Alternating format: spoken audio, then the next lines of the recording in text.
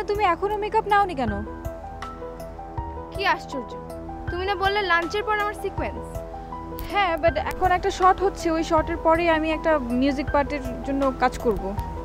আচ্ছা, তোমার ডিরেক্টরের প্রবলেমটা কি বলবে? আমাকে কি তার বসে থাকতে ভালো লাগে না? ডিসিশনটা ডিরেক্টরের না, ডিসিশনটা আমার।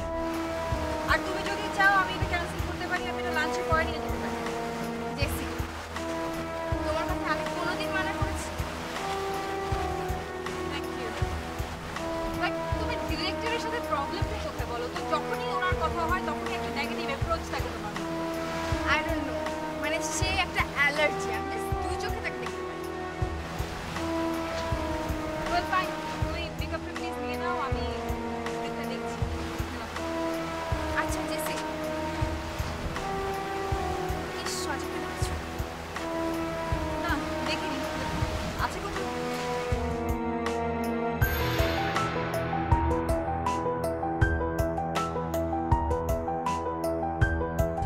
এটা হচ্ছে ফিনিশিং টাচ। শেষ। Thank you. যত কিছু হোক রবিন ভাইয়া, আই মাস্ট সে আপনি খুব ভালো একজন makeup man. Excuse me, man না বলেন আর্টিস্ট। সরি, আসলে আপনি খুব ভালো একজন makeup artist. Thank you, thank you very much. এখন অভিনয়টা ঠিক মতো করতে পারলেই হয়। অবশ্যই পারবেন, পারতে হবে। ওই 170কে দেখিয়ে দিতে হবে মিলাও পারে আগামী জয় করতে। 170? এটা আবার কে? ও আপনি জানেন না 170কে? উনি হচ্ছেন আমাদের গ্রেট অ্যাক্ট্রেস অনামিকা। উনি 200 সিনেমা করেছেন, তার মধ্যে 170টা হচ্ছে ব্লকবাস্টার। বয়সে চলে গেছে 170-এর কাছাকাছি। এটা কিন্তু ঠিক না। কোনটা? হাজার হোক উনি সিনিয়র আর্টিস্ট। বাদ দেবো মানে? কাকে বাদ দেবো? এই 170কে? উনি আমাকে কি বলে জানেন? আমি নাকি স্লো, আমি মেকআপ দিলে নাকি ছবির কাছে শেষ হবে। নীলা, আমি চাই তুমি দেখিয়ে দাও, আমার বিশ্বাস তুমি সেটা পারবে। দোয়া করবেন ভাইয়া। দোয়া না নীলা, আমার যেটা দেবার সেটা তোমাকে দিয়েছি, একটি অসাধারণ মেকআপ। থ্যাংক ইউ ভাইয়া। একটা কথা মনে রাখবে, এই লাইনে ক্যারিয়ার হচ্ছে বাসে ওঠার জন্য লম্বা লাইনে দাঁড়িয়ে থাকা।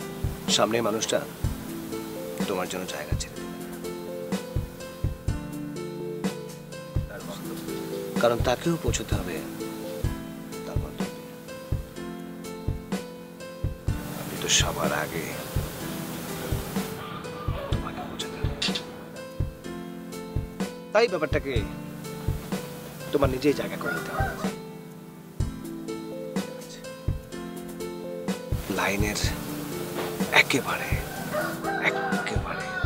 সামনের জায়গাটা তুমি নিশ্চয় ভাবছো কি করে।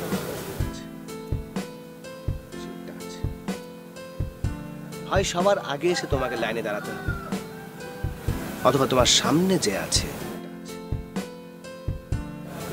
তাকে বুদ্ধি করে সরিয়ে দিতে হবে। সুতরাং তোমাকে বের করতে হবে তোমার সামনের মানুষটি কে, এবং সেই অনুযায়ী সিদ্ধান্ত নিতে হবে। That's all. Best of luck.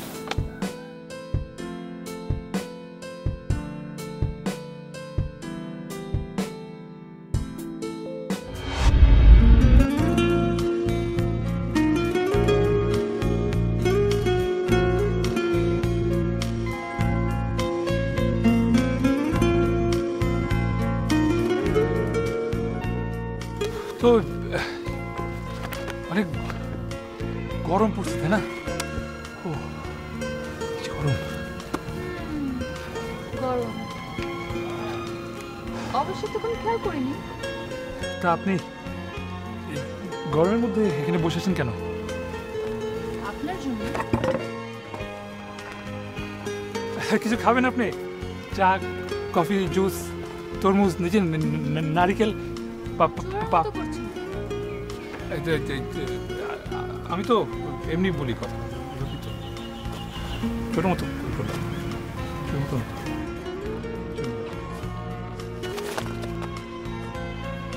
আমার দিকে তাকিয়ে কথা বলেন না কেন? আমি তো নিশ্চয়ই অনেক সুন্দরী।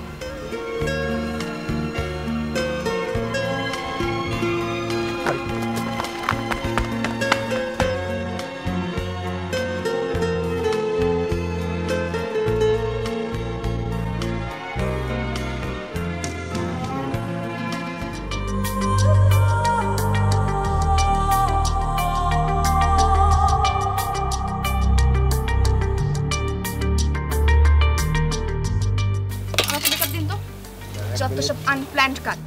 সকালে বললো আমার সিন দুপুরে, এখন বলছে নাকি গানের শুট করবে। এটা কোনো কথা? আর এটা কি আপনার জন্য কোনো ব্যাপার নাকি?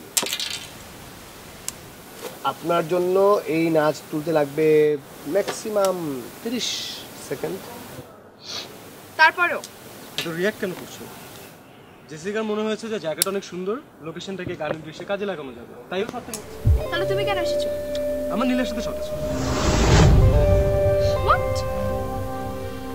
ওর সাথে শট? কই, আমি তো স্ক্রিপ্টে এমন কোনো সিন দেখলাম না। স্ক্রিপ্টে ছিল না, এটা ডিরেক্টর সাহেব বলেছেন এটা ইম্প্রোভাইজ একটা শট। ইম্প্রোভাইজ? এটা কোনো ফিল্ম হলো? I don't understand. রবিন ভাই, আপনি নিজেই বলেন এভাবে কোনো ফিল্মের শুটিং হয়? আমার ডিরেক্টরের সঙ্গে কথা বলতে হবে। যত সব উল্টাপাল্টা সিন করবে, পরে দেখা যাবে আমার ক্যারেক্টারটাই। এত রিয়াক্ট কেন করছো? ডিরেক্টর মনে করছেন যে সিনটা এখানে ইম্পর্টেন্ট, তাই উনি করছেন। এক্স্যাক্টলি। আর after all he is the captain of the ship. কি বলেন রবিন ভাই? হ্যাঁ।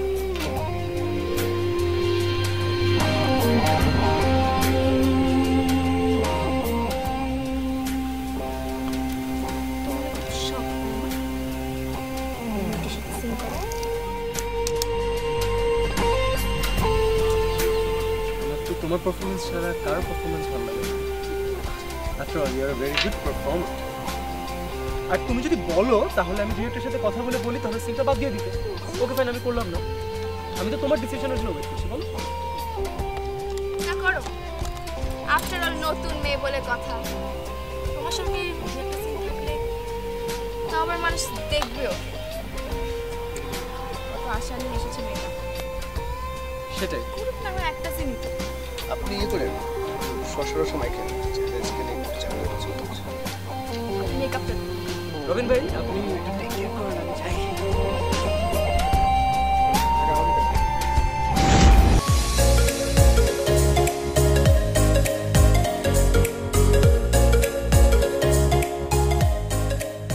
বলেছিলাম না 1 ঘন্টা বসে থাকতে হবে। এত স্লো হলে মুভি কি করে শেষ করবে আমি জানি না। ডিরেক্টরের নিশ্চয়ই কোনো প্ল্যান আছে। ডিরেক্টর উনি তো আছেনই, বাট ওনাকে তো এটাও বুঝতে হবে যে আপনাকে আমি ইনভলভ করেছি, আর আমার টেনশনটা এতটুকু কম নয়। দেখেন, একটা কথা বলবো, কিছু মনে করবেন না। আপনি প্রডিউসার হিসেবে আমাকে জোগাড় করেছেন, সেজন্য আমি কৃতজ্ঞ। ডিরেক্টরও নিশ্চয়ই কৃতজ্ঞ, কিন্তু কথাটা বারবার বলে না, মানে ওনাকে ভাবতে হবে বিষয়টা টাকার। আসলে মুভিটা যদি না শেষ হয় তবে বারবার কিন্তু আপনি আমাকেই বলবেন।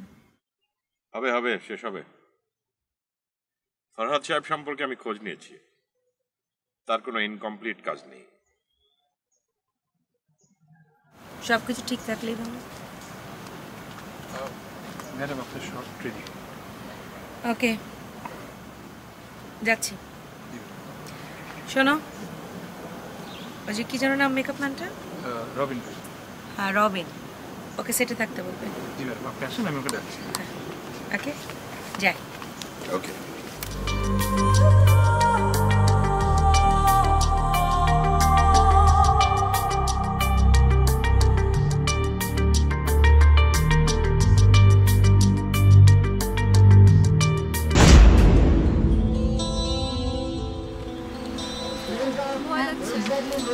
কিসের ভয়?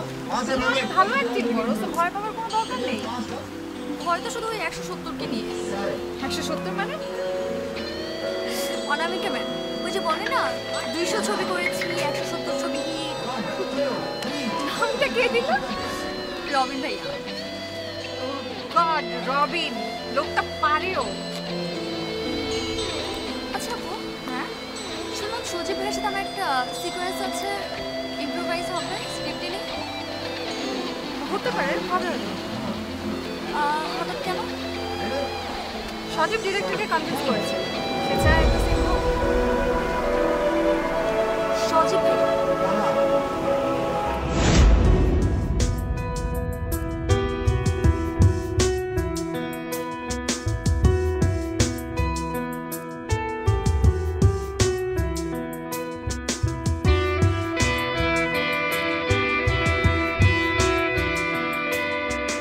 আরে বাবা, এটা তোমার আর নিহাতের ব্যাপার। সরি রিসিভ করলাম। না না না, ঠিকঠাক বলো না। বসো প্লিজ। আচ্ছা বসো না। না না না, আরে থ্যাংক ইউ সো মাচ। বসো। ব্যাপারটা হচ্ছে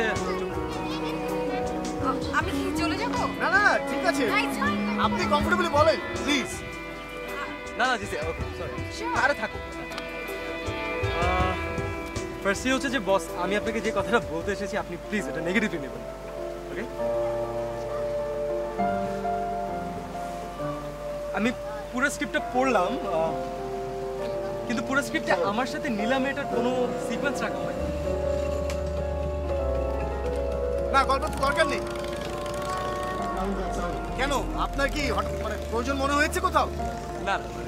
আচ্ছা বস, আমি আপনাকে আগেই বলি, আমি যাই বলছি সেটা হচ্ছে আমাদের ফিল্মের বেটারমেন্টের জন্য। আমি নেগেটিভলি কিছু বলছি না, এবং আপনিও স্পোর্টস হিসেবে নেবেন। আই গেস নীলামেটের সাথে আমার ছোট হোক অথবা বড় হোক একটা দৃশ্য রাখা ইজ ইট পসিবল? না, এটা পসিবল না। কিন্তু হঠাৎ করে আপনার এই মানে নীলার ব্যাপারে আপনি এত এমফাসিস দিচ্ছেন কেন? ভরত ভাই, বাঁচতে চাই।